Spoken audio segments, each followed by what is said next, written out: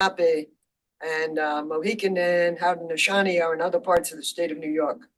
So we always want to acknowledge the fact that we are a white settler state and that we are illegally settled on unceded indigenous land. And I have the honor of introducing my dear friend and comrade, Lenny Foster. Lenny Foster is quite legendary in the movement. He's the former director of the Navajo Nation's Prison Project. He has gotten laws passed in many states, allowing Native American prisoners to have their religious rights, which has been a big struggle, and which has, he has spearheaded that in various places in the world and certainly here. And in addition to that, he has visited thousands of people in different federal and state prisons, and part of a Jericho movement. And any time that Lenny was going anywhere to do his, prayer services and sweat lodge, he would always call us to ask if we had any prisoner in that prison so he could call them out. So like Sundiata Kohli was part of the sweat lodge, other prisoners as well. And that's one of the great things that Lenny has always done. And I would just like to say that to me, Lenny is like truly a light in dark places to many, many people. And in addition to talking about the religious, repression, he's also going to honor us with an opening prayer. Thank you, Lenny. Thank you. Good over Jean Dole, Shimasan, Isvakadon, and Addison. Cedazene Yana Nate Eta, Benjamin Tinane Kistom. Det kommer vi til land glidonet fra sætte na hokus. Så snart jeg så til at gå slide benser til gjennom den klinik, det kom trobe krader der lanchol onve. Nikit zil og nikit skær benjonon tikkes en genat abiat en hinabiat en hitsat som biat hjertet johona en traditine benjonon granatim. Kudoyat hinane kre. Good albe sabe yat de con edelia dole de con Leonard Peltier by Ben Edno by national but set the sim. By ein la bendi hoana datole chashon de shatrati in law. De con the kayao the kay and or dat a good but set the sim. Would aban today case. De good on hik in Turtle Mountain band of Chippewas over Kayao.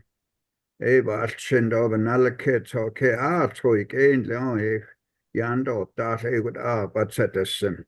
Would on today case. She did with outside. Yat by yard or lick. Set us a nestling or lick. Good on. If you're not a credicon. So the net and long, but I slept and long, they can't say sleazy and long, but so there's an ebe, hundred lava in kettle lane, or like I showed the shatrati and long, the in your eight in Joe Bay, the in a zone. I need to eat a good abe. They yanit eater, in kettle zone, or like. Shut now, cause they can't be his on the slam. Ado de con was set as an eager and hundred lobby, yet elby has on a slam, bears on a slam, bears on a slam, bears on a slam, bears on a slam. Oh, Mataki, all my relations. Miigwech, beauty. Hello, all. This is the Mass Incarceration Committee and the official Leonard Peltier ad hoc committee. We are focusing on political prisoners today and the aspects of repression, torture, and violence in federal penitentiaries. We are going to start off with, I believe, Celia Talby, who will needs no introduction, but she will introduce herself. Thank you, Dawn. Actually, introduction is rather necessary in the sense that I've been out of the United States in exile now for let's see, I arrived in May 2011, so that would be almost 13 years. The irony of my participating in a conference today, as sad as I am to see that a topic of this weight hasn't attracted a bigger crowd, and perhaps the fact that the term political prisoners in Peltier wasn't included may have something to do with that, but this is a topic of great gravity and one that has been completely undercovered by media. In fact, mine is the only piece thus far that exists in the entire nation having to do with the lockdown phenomenon. But specific to the political exile that I find myself in, it was exactly 14 years ago, no, almost 14 years ago, that I was to be a keynote speaker at a fundraising event for a women's organization emphasizing high-risk women and girls, when I was 5 days before that dragged out of my home at midnight without any clothes on, any shoes, any identification, glasses or contacts, as I'm almost legally blind without them, forced into a car without being Mirandized, read rights, and driven around in the dead of night for almost an hour until I was unceremoniously dumped at one of the Seattle Police Department's intake facilities, jail intake facilities, where I was paraded naked in front of, say, about 30 officers, ridiculed, made fun of, called all kinds of names, and still begging to hear what the charges were. Why am I here? Having already faced weeks, months worth of hacking, break-ins, threats to be disappeared, recordings of my phone conversations played back to me and such. All of this ended up with my being thrown into segregation, which I endured for the entire duration of that period, 5 hours past the time where I was supposed to speak on my next book, which the topic of which was the then growing phenomenon of abject and overt torture in super maximum or high security punitive segregative facilities. I was released 5 hours after that point with the specific intent of making sure I never made that speech. My next book, after the success of this one, Women Behind Bars, was to be called Welcome to the Terror Dome. And it was to specifically outline the hundreds, or the content of the hundreds of letters that I had received, in addition to qualitative and quantitative research on why it was that prisoners were telling me time and again that they felt as though they were being experimented on within those punitive segregative facilities, which of course have myriad names, which I don't need to repeat to most of you if you're in the know. There are anywhere from 30 to 50 different euphemisms for what prisoners will commonly call the hole. They are all places of torture and hell, having myself not only been thrown in one, but having visited prisons, jails, juvies, as well as 3 international prisons across the US. I lost count of how many prisons I've been to. Unlike many other reporters, I thought it unconscionable and impossible not to continue to be exactly what I am, which is to say an immersive and investigative journalist. And what that means is you don't write about prisons without spending time in them. And that means that I've witnessed all manner of absolutely horrific forms of torture right in front of me, right in front of my eyes, which the guards had absolutely no compunction about even hiding.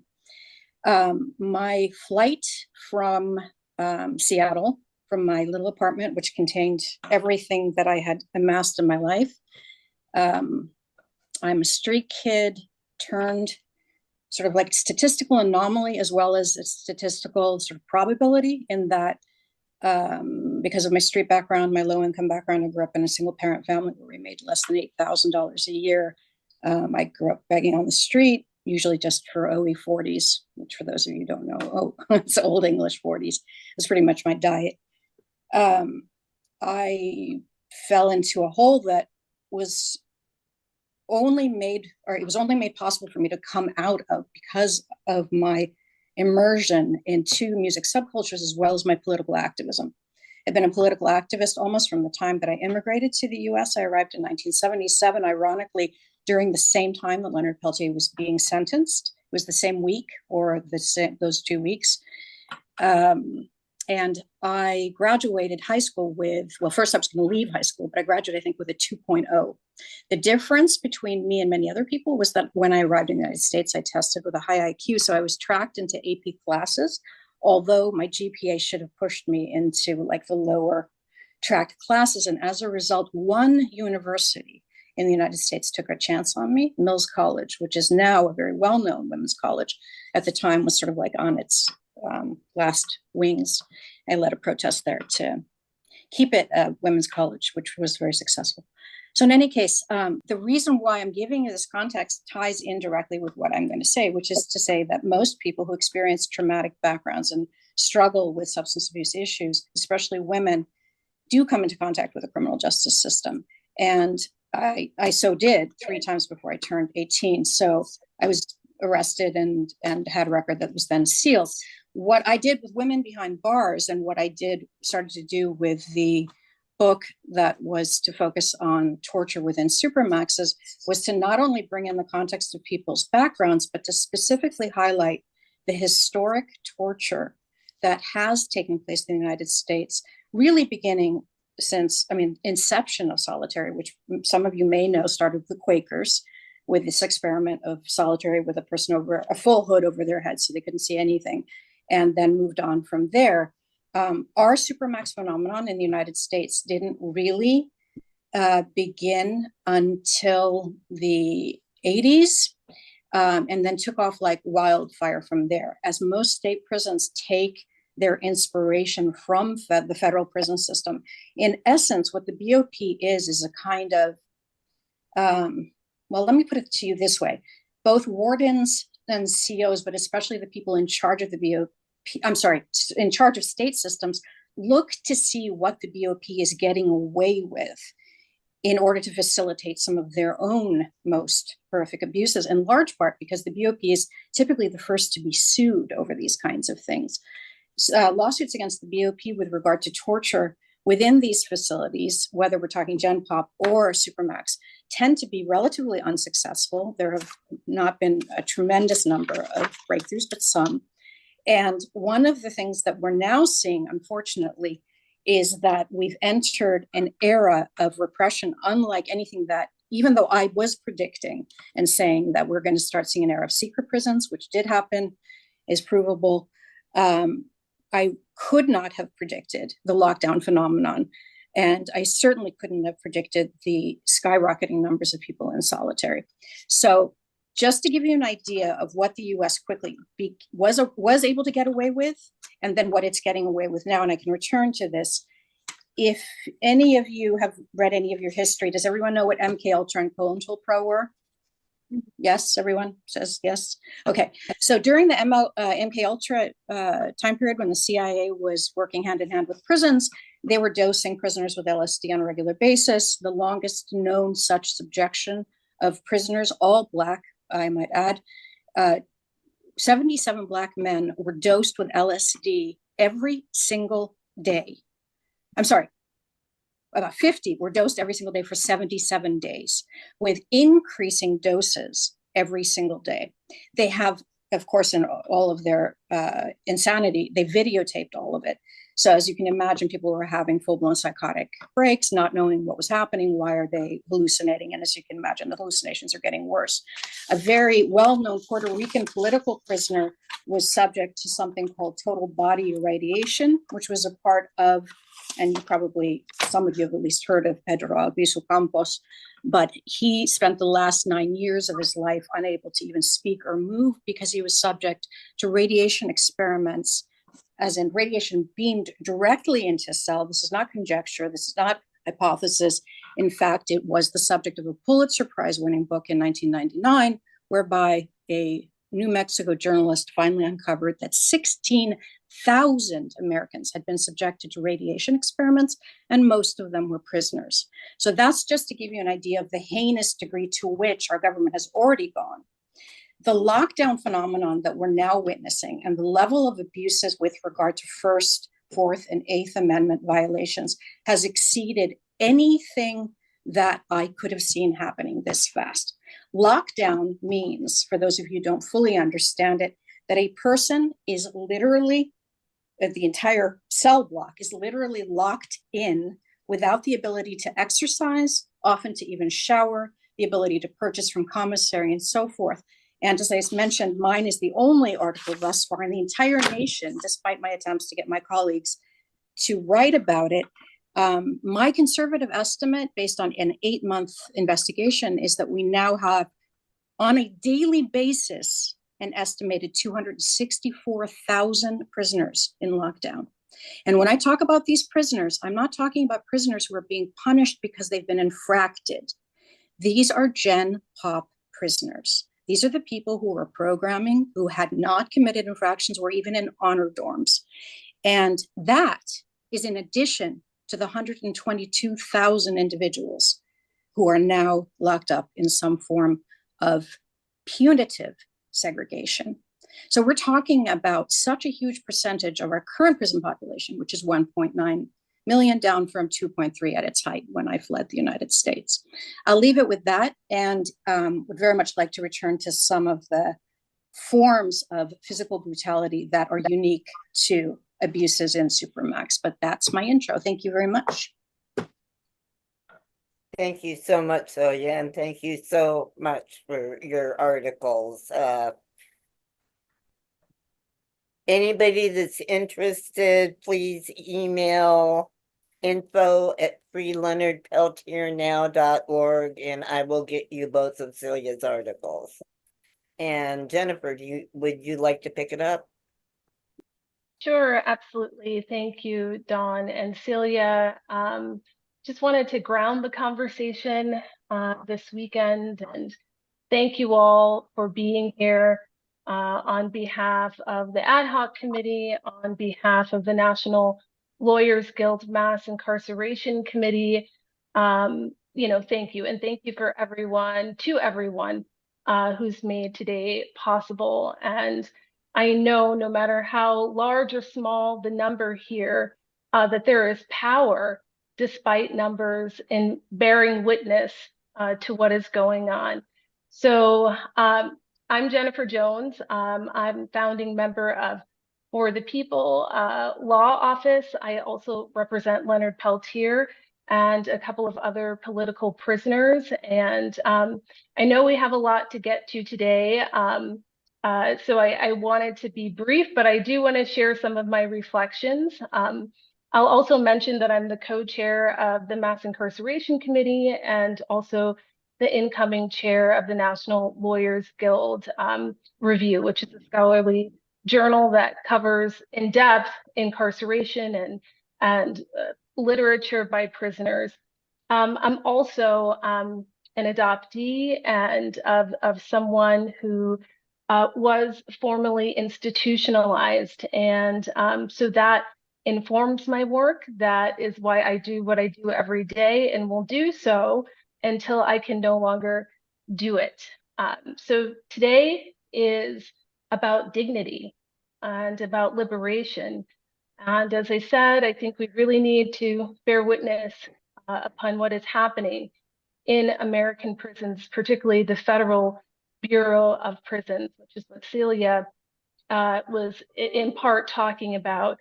Because what's happening inside of prisons really intersects in what's happening outside of prisons and reflects the plan that the system, for lack of a better word, has for all of us, whether that is cop cities popping up all around the whole country, or 27G programs and the militarization of police and militarization of correctional officers.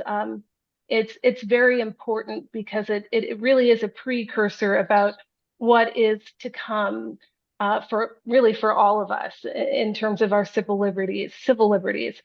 What happened to Leonard is in many ways very unique because of the boldness and the prominence of what happened. I mean, it was just bald human rights and constitutional violations, that everyone could see. But in some ways, it's mundane and commonplace, because not only is it consistent with how our laws were meant to operate in the very first place and who they were meant to include, but also the ways in which they're meant to stop our liberation. And the laws, while I have respect for the law, I am myself a lawyer. And that is how I do know that our laws were not really intended for marginalized folks. And we see this today, as I said, with the Top City, with the Uhuru movement and the voices raised for Palestine. And so, I don't want to appear to be unfair. There are points of justice, in this country. You think of Brown versus the Board of Education, but we really need to make sure that they are not aberrations, because this country also finds its form of justice meted out on the border, in cages, in internment camps, and the lynching tree. And so the American carceral system, just like Frantz Fanon said, police are intended to reinforce the social order. So too are prisons. And that has been the case and continues to be the case, particularly in the latter part of the 20th and 21st century. And it is more insidious in the way that it is meted out.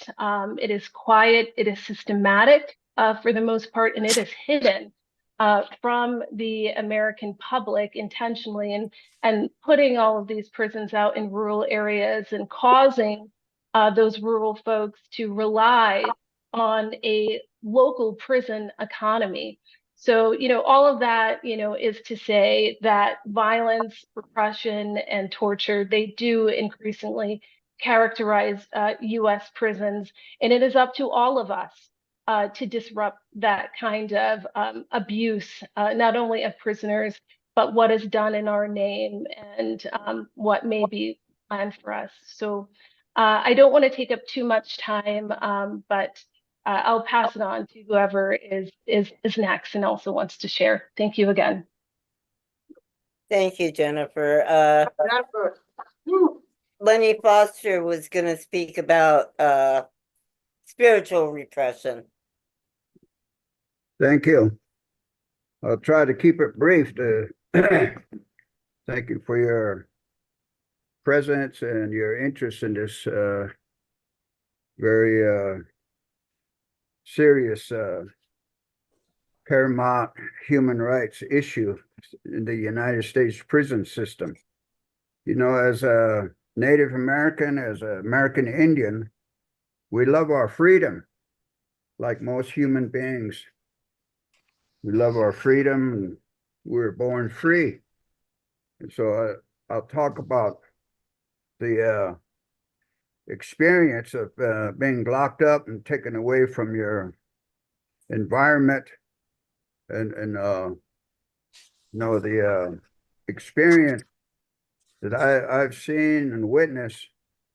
Experience when it says a slow torture of lockdown, the violence, the repression.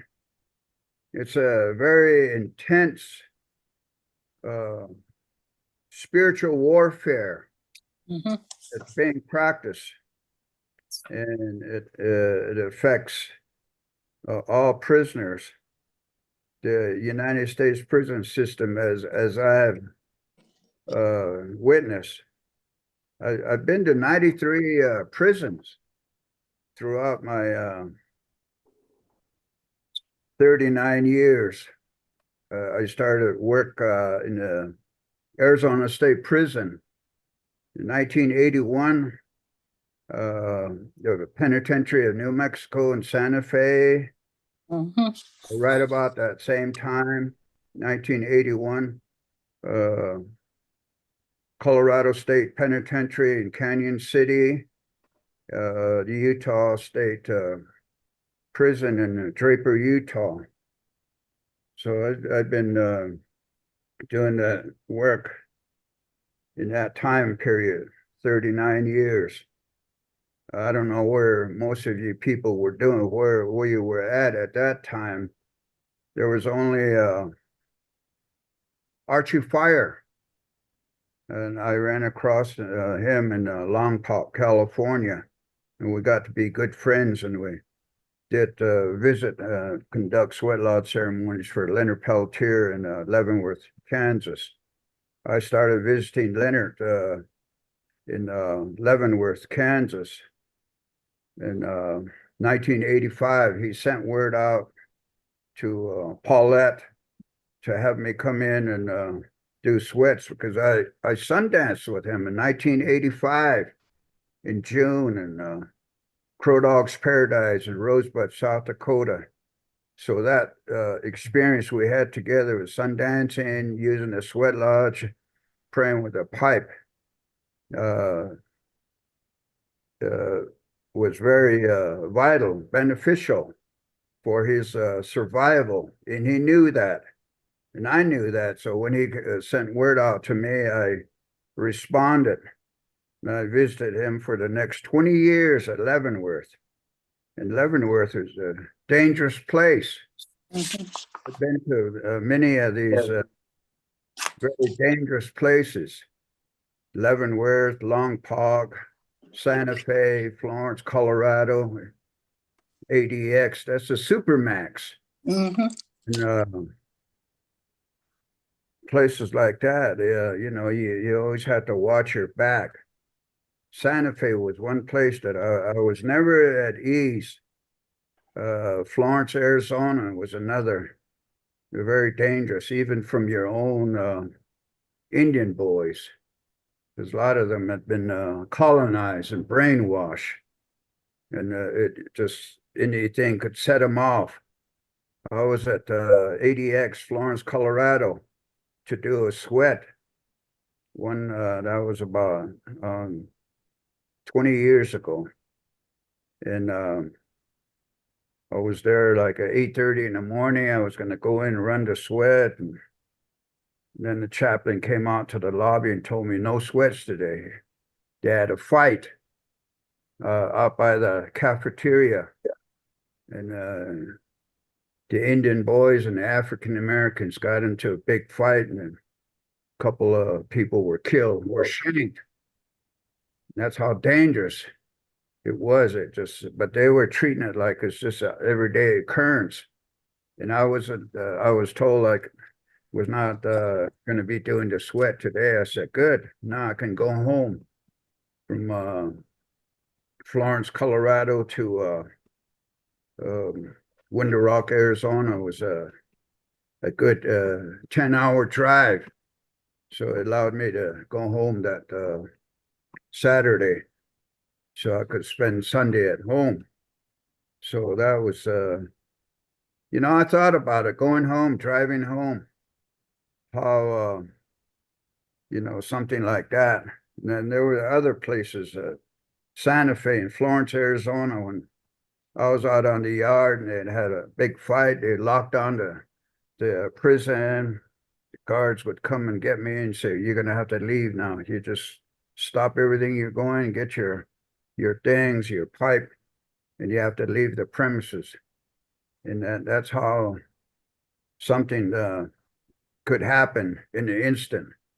And it's just not a fist fight. I mean, people are killed, shanked. And so I've witnessed that, or been in an environment where those things happen. And like I said, I sundanced with Leonard Peltier. I met him in Denver, Colorado in 1970, and then I sweated with him in the free world. Then when we sundanced at Crow Dog's Paradise, I think that was the only sundance he's ever done, just that one time. And it's a 4-day cleansing purification ceremony. We had to pray with the pipe, and the pipe is very sacred to Indian people, the pipe and tobacco. So for Leonard, it was a lifesaver, having the experience of the cleansing and purification. Like I said, 20 years I visited him in Leavenworth, Kansas, from 1985 to 2018. And that's a lifesaver for many of the Native Americans, the Indian boys. And we had to fight for that. We had to fight for the sweat lodge and the pipe ceremonies.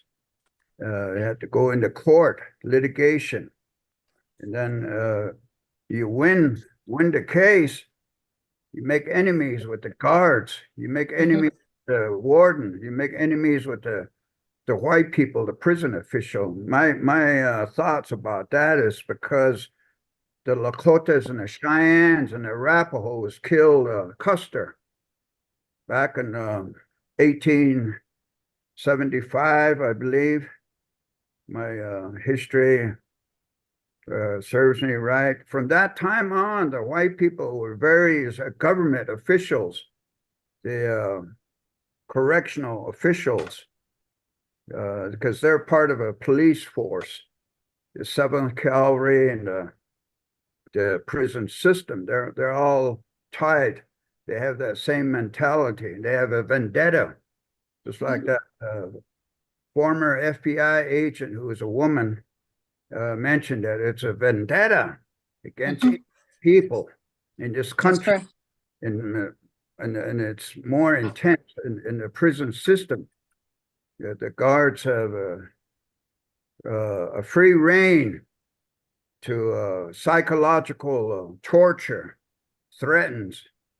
And when you mentioned lockdown, I mean, that's a form right there, what they're doing. Cruel and unusual punishment. So I see Leonard is really at the forefront of that.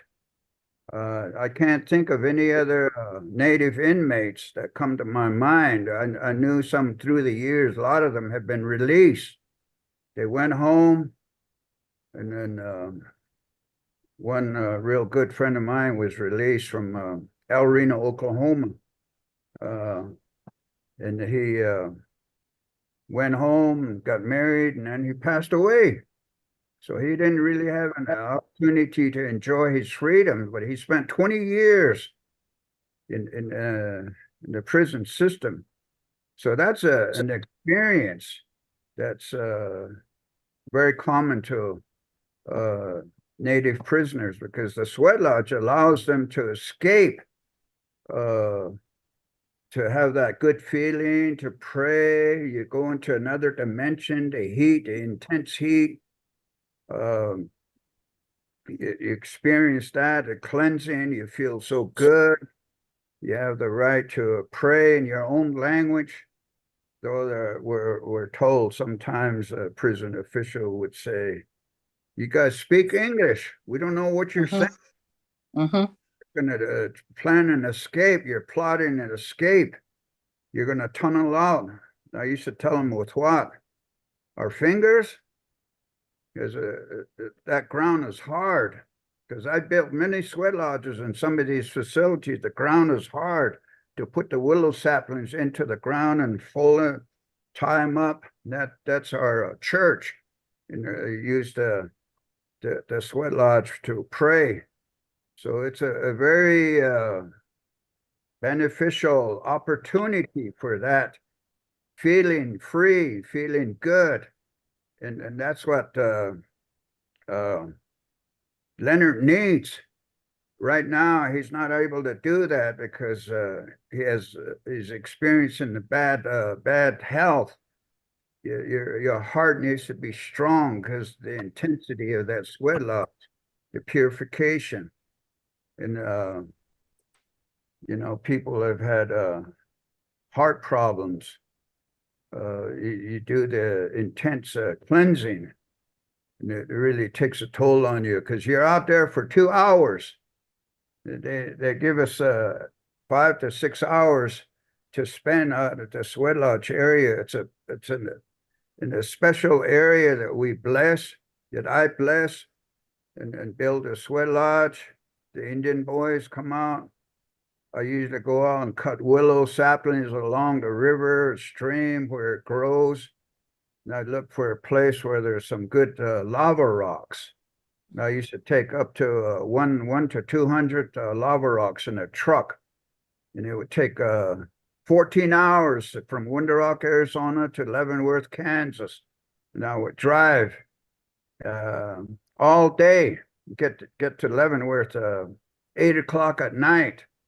And the next morning, Friday morning, go out to the sweat lodge, to the Leavenworth USP, meet up with the chaplain. And chaplain was always angry about something. They just have that demeanor. They don't like that.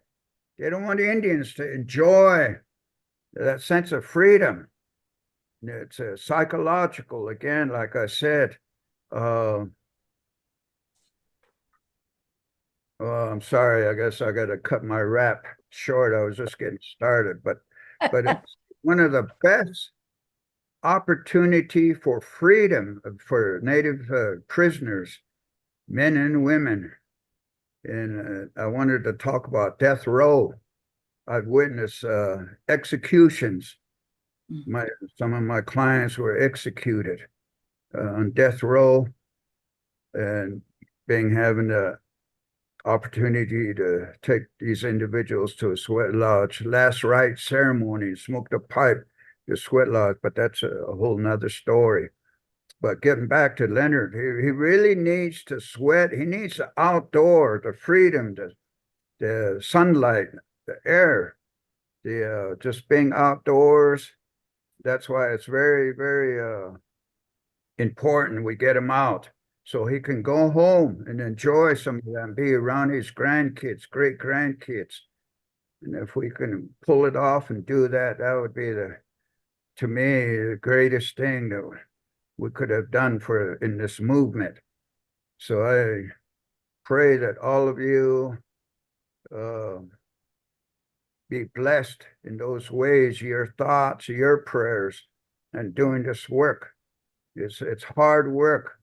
It's a dangerous work. If you go into the prison, it's you always got to watch your back. And I know Leonard's been attacked one time up in Canaan, and I went up there to see him, and I asked the Indian boys there. There were some young Navajo boys, and I asked them, "How come you guys didn't help him?" He said he was off alone, and these two natives, Montana, I think they were either Crow or Blackfoot, that attacked him. And I was talking to Leonard about that, and he said that he thought that one of them was going to pull a shank when they hit him and got him to the ground, but he was able to fight him off. So that experience was traumatizing. But the ceremonial practices, the ancient ceremonial practices, very, very important for their humanity, for their sanity, and we need to continue to fight for that. I try to continue, and like I said, I've been doing this for over 40 years. Bad health forced me to retire.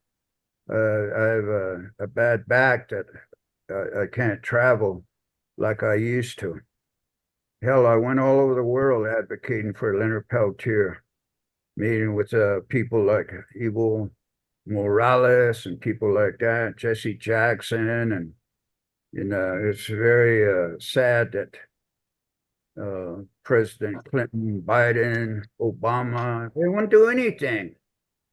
So I don't have any faith in people like that, and we just got to continue to have faith, and we got a good lawyer, Jennifer Jones, and Hey, Jennifer. all you people are valuable, and I pray for you. And I wish I could talk longer and really explain why the sweat lodge is very important for Indian inmates, for their people, why the pipe ceremony is very important, prayers are very important. That's how our people were, and the ancient ones, they prepared for adversaries, war, to defend our way of life, our land. And that's what Leonard was doing, yet they condemn him. So just know that that's an experience our people have. There's a lot of Indian people in prison, young ones, 18 years old. The youngest one that that I ever met was 14 years old at a juvenile detention in Tuba City, Arizona. That young man loved the sweat lodge, the experience, just like Leonard Peltier. He loves it too, the smudging ceremony. So I would just want to thank you for allowing me this little bit of time to say this. Thank you and have a good day. Thank you, Mr. Lenny Foster. You are appreciated. And Celia, I see your hand up. It's imperative that people understand that what Lenny's talking about. First of all, every single state has had to fight for the right for natives to be able to sweat. I was part of that battle in Washington, writing for Indian Country Today, and secured a lot of those rights. But what you must understand, what Lenny's talking about insofar as that psychological and spiritual warfare, the intent of the lockdown and the intent of the whole, or any form of supermax, is to break a person, body, mind, and soul. And one of the hardest things to break is that person's faith or spirituality. That is something that Leonard has experienced as a constant form of assault. It's all throughout. I mean, one of the absolute imperatives for anyone who cares even the smallest bit about Peltier's worldview is to read Prison Writings. My Life is My Sundance, which of course Lenny just referenced. It is absolutely imperative to understand that what has now happened to Leonard Peltier and all of the men at USP Coleman 1 is one of the most dramatic and rapid transformations we've ever seen in a BOP prison, which is to say they've gone from a 4-year on and off lockdown to full supermax conditions. They are now locked down 22.5 to 24 hours a day. There is no option for a sweat. There is no option for exercise, even with a walker. The showers, as I said, are intermittent. And the absolute desired effect has been reached. People are committing suicide, they're having psychotic breaks, and they're being carried out of their cells on stretchers because of atrophied muscles. For someone like Leonard, who is already in poor health, this is the fastest way that they could possibly kill him. I personally, and I am not a conspiracy theorist, and Don, I'm looking at my clock very carefully, believe that because of what my research, what it has shown with regard to the degree of cooperation between the BOP and the FBI, the NSA and CIA, it's factual. It's all based on war on terror money, that there is a constant discussion happening between the BOP and the FBI as to how to best destroy this man. Leonard is under every form of assault possible. And it's the greatest heartbreak to know that he has given his life and this is his quote unquote reward. That's all I want to add. Thank you so much, Celia. Let me time myself here. Federal penitentiaries are a holding pen for civil rights activists. What Leonard did was try to protect his people from being murdered by the FBI. They funded the goon squad. They killed over 60 people. And what lockdown looks like for Leonard right now, he was sentenced to death by incarceration.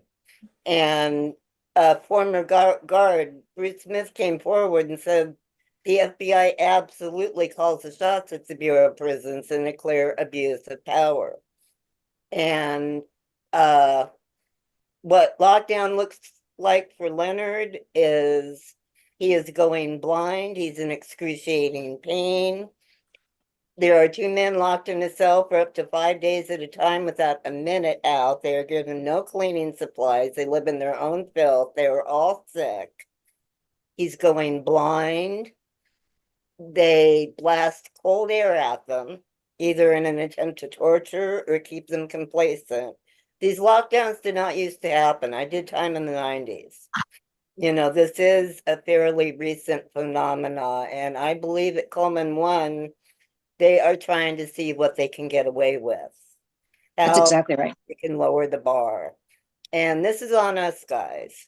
In 1940, Attorney General Robert Jackson told Congress off for not exercising oversight over the law enforcement arm of the federal government, the FBI, the BOP. He said, government officials, including those whose principal duty is to enforce the law, have violated or ignored the law over long periods of time and have advocated and defended their right to break the law. The BOP is out of control. The FBI is out of control. There is no oversight. Congress will not even admit that's their job right now. Our call-in campaign, senators and they're saying, well, that's not my jurisdiction. Yes, it is. It is. In our nation system of checks and balances, they are the ones that are supposed to make sure that the FBI and the BOP adhere to constitutional law. The BOP has stated that their policy supersedes that of the Constitution. That is scary. Bruce Smith also said, if Leonard dies in prison, his blood is on our hands. And it is. Every single one of us needs to hold our representatives accountable and say, this is your job, you need to do it. You need to do it. They are torturing our people to death. And people in federal penitentiaries, people I did time with, I was one of the rare people that actually did something. I robbed banks. Most people were there on conspiracy charges. They're an end run around the Constitution. They used them to get rid of the mob. They found they were damned handy for silencing activists. There are a lot of people in prison for trying to insist they have civil rights. And it's getting worse. What we do now will determine the world that our children will inherit. Do we want a nation that is basically a large penitentiary? That's all I have to say on that right now. What do we have next? Actually, we were talking about successful I'd like to talk a little bit about medical care. go for it. Everything that's been said before is horrific. And I have to thank Lenny. When Leonard asked, Lenny followed right away and immediately went in. And like he said, has served his time inside along with Leonard and the other Native people that he sweated with. But one of the medical campaigns that we actually had some success with was about 30 years ago, Leonard had a stroke and it affected his eye. And we found out about it about 3 days later. And we immediately called and asked to have an eye doctor go in to take care of it for him. And we were not successful. So we petitioned the Russian government because Gorbachev was in at the UN speaking, and they had supported Leonard.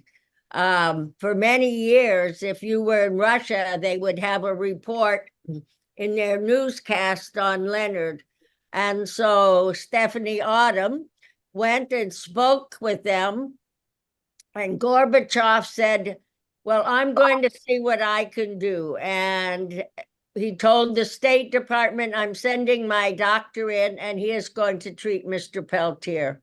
He was able to alleviate some of the problem, but because the prison had waited so long, Leonard lost about 30% of his vision. What happened was the capillaries that burst, the blood was in there and it dried, and so it could not be suctioned out. But once Gorbachev did that, it became very critical that the BOP made sure no other doctors would be allowed in to visit Leonard. And now here we have almost 40 years later, and Leonard's eyesight is again causing massive pain for him, the pressure behind his eyes, as well as not being able to read. Leonard loved to read. When Leonard would, about every year, they'd have them clean out their cells and send books home. And Leonard would send 2 or 3 boxes of books home that people had sent him to read. And people would say, how can Leonard keep up with what's going on? Well, he kept up because his supporters sent him books and he read and he discussed. And so Leonard has always been able to articulate what's going on. But because of the near blindness now, it's become increasingly difficult for him to read, if to read at all. We did have a call-in campaign, and the success we got out of that was that they sent in a person who looked at Leonard, gave him a new pair of glasses, and said, in about 6 to 8 weeks, we'll maybe be able to get an eye doctor to see you. Well, anybody that knows, in 8 weeks, you could go from partially blind to completely blind. So Actually, his months. medical, Months, 8 to 10 months. thank you, Dawn. We have it on the website, freeleonardpeltiernow.org. There's the campaign for his medical care.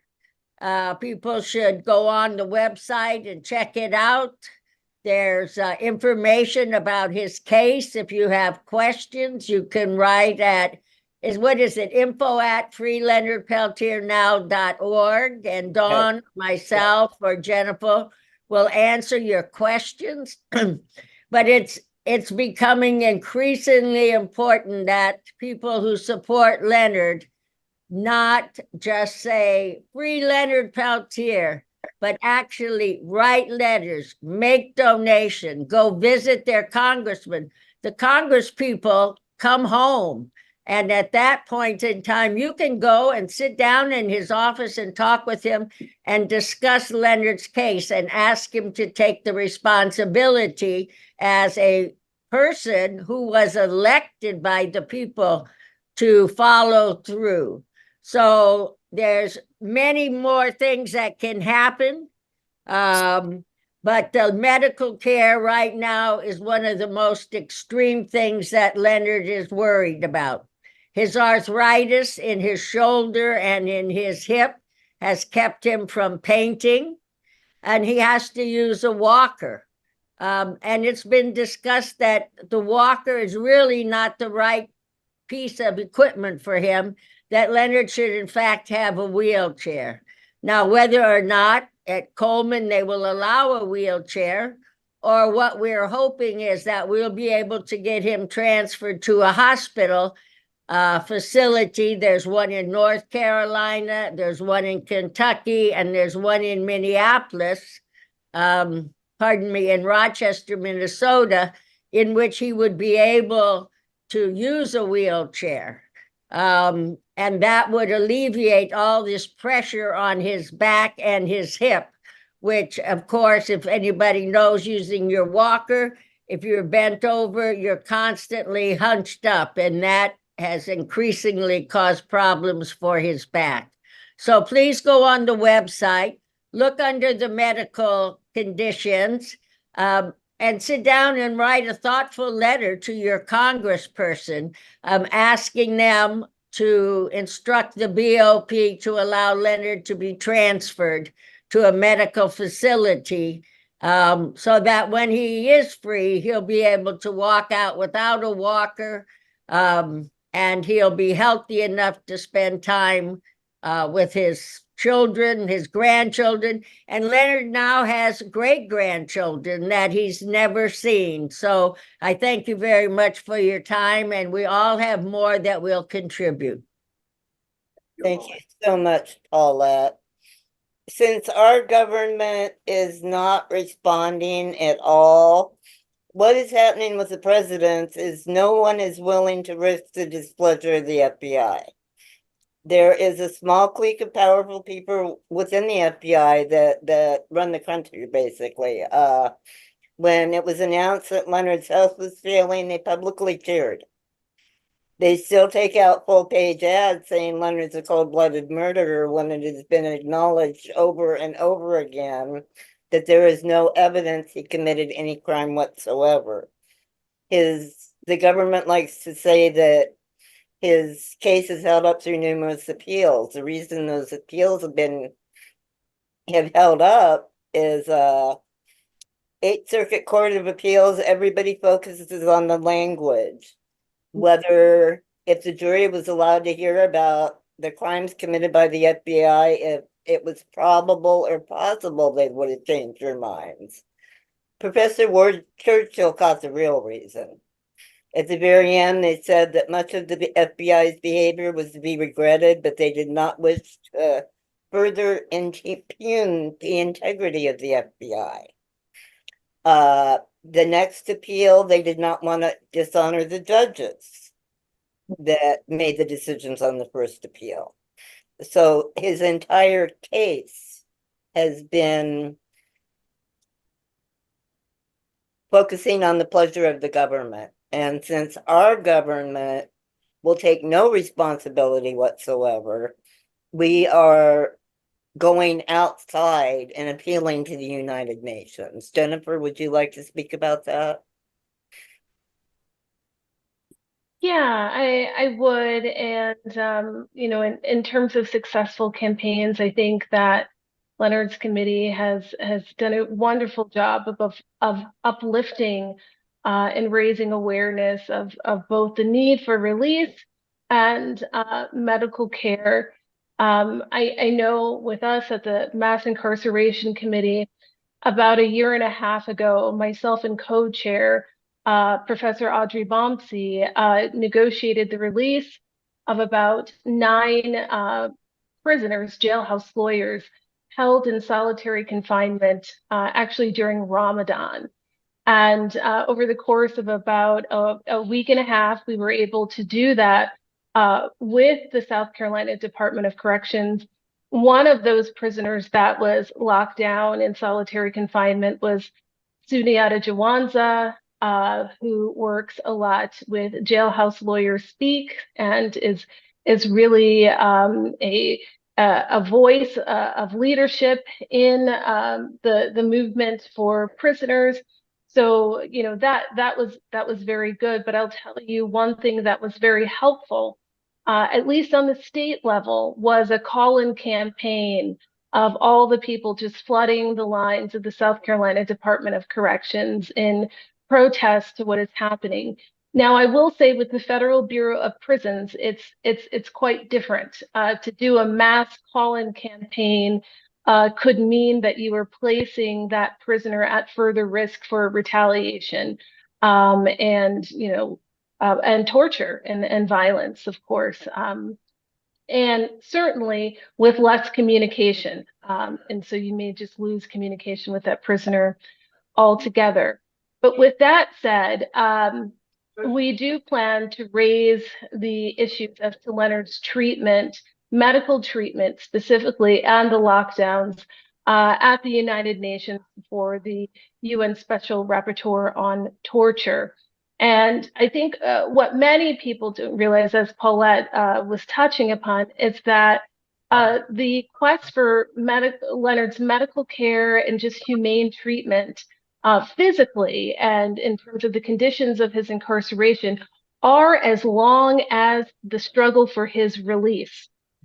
Because part of the machination of the carceral system is in fact to weaken that prisoner, as was said, spiritually but physically. It's very hard for someone to fight back with no faith, you know, no nourishment psychologically or physically, and kept in conditions that really are worse than, you know, many animals are kept in, right? There are better veterinary standards in this country in some, you know, dog and cat and domestic animal places. That's just the truth. I know that sounds harsh, but, you know, I look at these things day in and day out, and I've seen more medical records and more care, you know, given to our family home pet than a prisoner. And that ought to stop. It ought to stop with Adelaide, and it ought to stop with prisoners.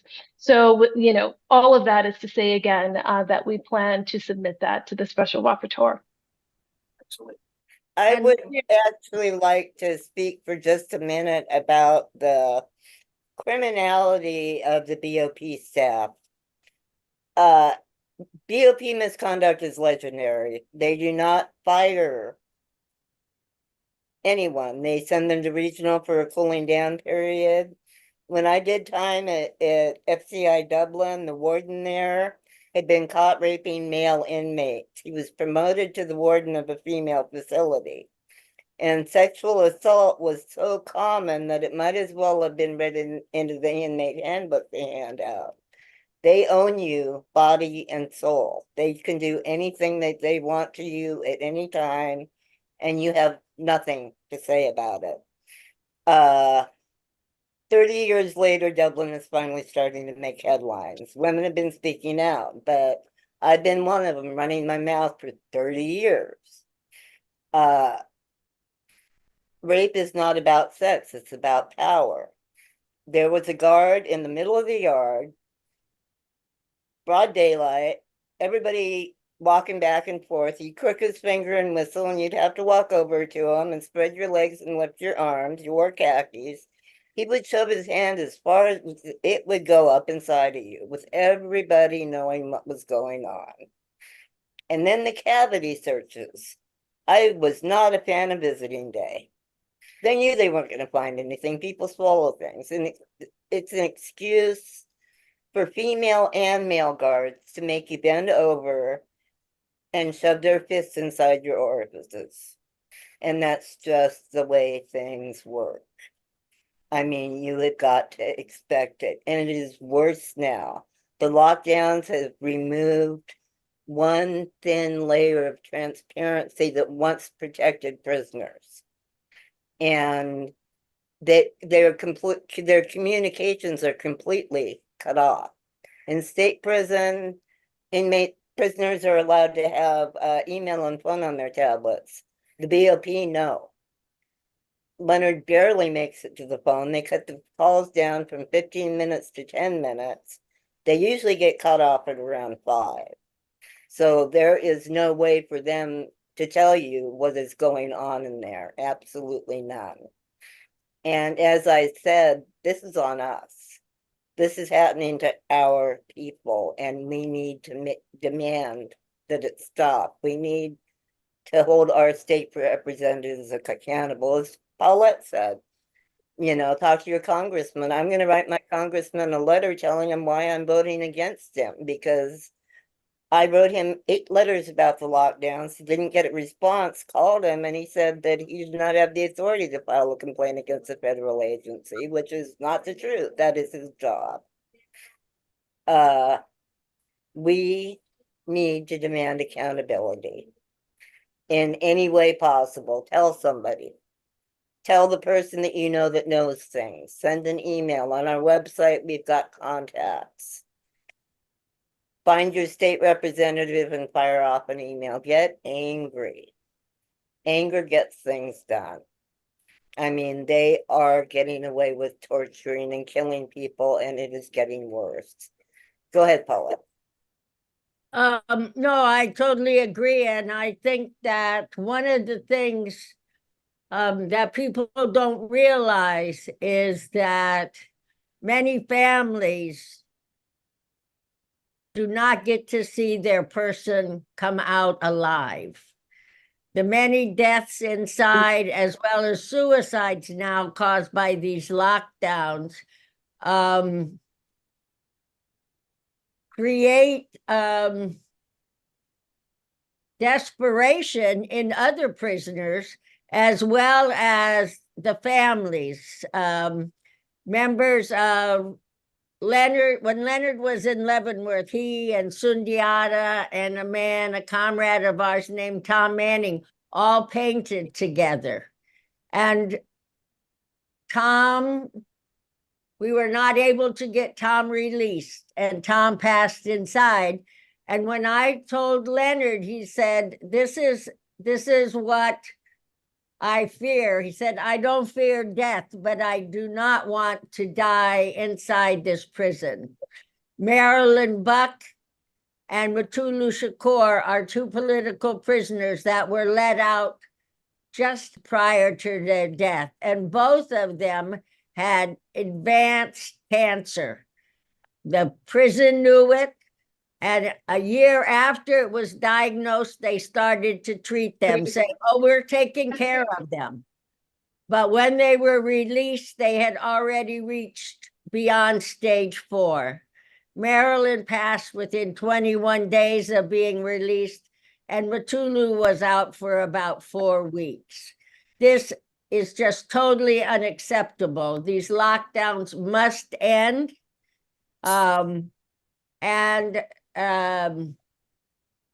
We have to do better. We have to do better. We cannot allow these cop cities to continue, because from the cop cities, we are having now the militarization of the prison system. And when that happens, it means that not only will they be locked down, but they will be treated even worse than now. So like Dawn said, and Jennifer, who's going to take this to the rapporteur on torture, we need to step up our work. We need to have more Lenny Fosters who are able to go in and give spiritual sustenance to prisoners. Not only is Leonard not able to go to the sweat lodge, but because of his medical conditions, he can't get down on his knees to enter the sweat lodge. So they've taken this last little piece of his spirituality and said, we control you. Now, if there happens that Leonard gets to go, he would be able to sit by the lodge, but not to be able to go in and indulge, as Lenny said, in this rebirth and cleansing. So we really ask you to check our website, to please write these letters, to take it to your churches. Most churches nowadays have a social justice committee. If you need someone to speak, info at freeleonardpeltiernow.org. There's numbers on our website. We have people that will speak, can zoom in to a church setting, but we must not allow the state to take Leonard from us. And so it's our responsibility. And I see we have some of our supporters on here who have been long-term. And I want to thank you, Tracy, and Kirpani, and Sarah, and Elaine, and Verbena, for doing this. And Art, thank you so much for your support. And we can't do it without you, because every time we get a letter, it's like, okay, we can keep going because the people outside are helping us. And Dawn knows that.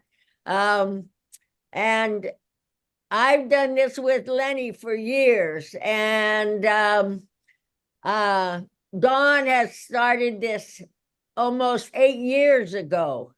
And so the reality is, no matter what, we cannot leave our warriors behind. We have to bring them home. So thank you all for being there. Eileen, thank you for everything that you do with the People's Senate and your work. And Sarah for talking and visiting with prisoners. Kirpani for being a stalwart comrade. I thank you for your respect and everything. So thank you very much. Miigwech. Thank you, Paulette. I asked Leonard what gets him through, and he said it's you, his supporters, his people. He could use messages of solidarity. I put some links in the website. Jennifer, do you want to explain what they are? And I'll put Leonard's address up. If you write him, he loves anything funny. Use 20-point bold font. Something brief just to say we haven't forgotten about you. Not one more year. Yeah.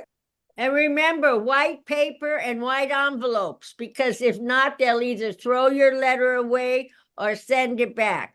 No White stickers, paper, no white glitter, no envelope. perfume. Right. Jennifer, would you explain the links in the chat? Yes, so what's listed in the chat is, of course, Leonard's committee website, freeleonardpeltiernow.org, the National Lawyers Guild Mass Incarceration Committee website, as well as the NLG Reviews website. And you can plug into, obviously, things with Leonard on the committee's website, and then things about mass incarceration and prisoners more broadly with the Mass Incarceration Committee website. So there's lots there. The committee just launched an old law prisoner project, which Leonard is an old law prisoner. And so a lot of our freedom fighters are stuck inside on legal technicality because of what is called the old law. So if you want to learn more about that, please check it out. But please, most importantly, support Leonard's committee. It's very, very important, and they are the lifeline and the main point of contact. Thank you again. Thank you, Jennifer. And Jennifer is the first authentic attorney I've ever met. I mean, she is Jennifer all the way through, and she truly cares for Leonard. And he And- knows that. And it's great to work with a lawyer who thinks of their client as a human being. Exactly, I have exactly. worked with so exactly. many lawyers over the years for Leonard, and I have to say, working with Jennifer is like, yes, finally, somebody who sees Leonard not as this cash cow, not as their ego, but Leonard as a human. And she has really stepped up to help bring him home. So I thank you, Jennifer, for that. Jennifer, did you want to close with anything? No, I just wanted to thank everyone again, and hope to see you soon. Hope this is not goodbye, but just see you later. Thank you again. Docha. See you later. Thank you all. Thank you, Lenny. It was great. And to all the people that are sitting there, we thank you very much for coming and listening. And we hope that everything we had to say and the offers for you to write, you'll take them seriously. Thank you so much for coming. Oh, And to all the people in the future watching this video, thank you for your interest. Free them all. Free them the all. land. Free the land. wow. Not one more year. Thank you That's all right. so much, everybody. 76. Yeah. Not one more year. Thank Not you. one more year, free 'em all. One more year. Thank you. Thank Hey, you. make sure you take some literature. Thank you.